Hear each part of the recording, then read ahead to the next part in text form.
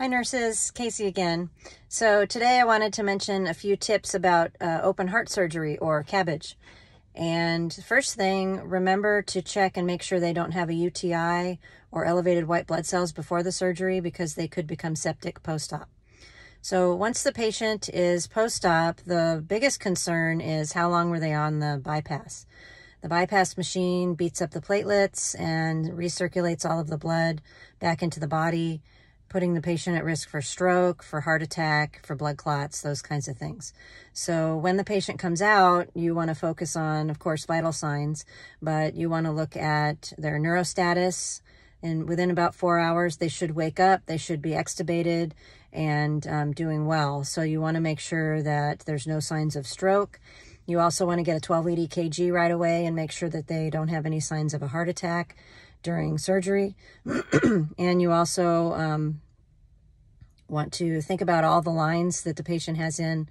They're going to be intubated, they're going to have an OG tube, they're going to have a couple of chest tubes, and you want to watch those chest tubes for bleeding. If they have over 200 mLs within the first couple of hours, each hour, then you want to report that to the physician. Patient gets a lot of heparin during surgery, so they might need some more protamine. Usually the anesthesiologist reverses the heparin before they come out, but sometimes they need a little bit more. You also want to, they have a Swan-Ganz catheter, and that's going to give you all the heart pressures. It's also going to give you an idea of how vasodilated and vasoconstricted the patient is, and that will help guide your meds. So if they're vasoconstricted, you want to give something to help vasodilate, and vice versa. And of course, that is all reflected in your vital signs.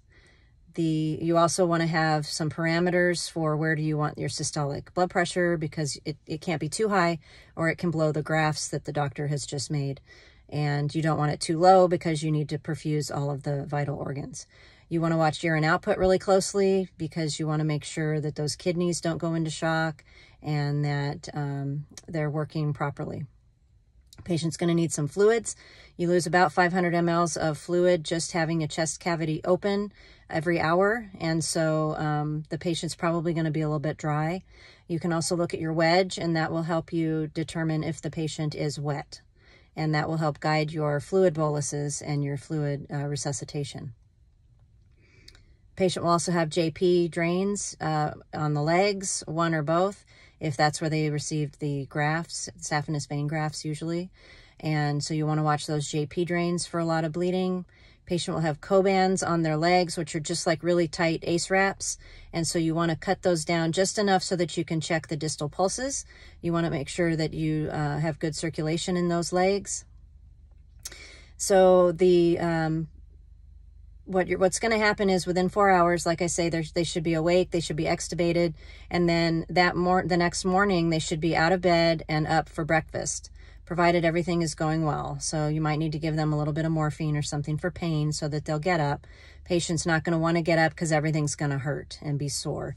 They're going to have a sternal incision with probably Dermabond on the outside, maybe some steri strips, and pacer wires. Pacer wires we usually put inside of syringes and tape to the chest so that they're not affected by any of the electrical equipment in the room. We don't want the patient to get shocked inadvertently. I'm sure there's a lot more that I need to talk to you about, but that's what I've got this morning. Thank you, and see you next time. Don't forget to like, share, and subscribe wherever you're watching this video to get the word out.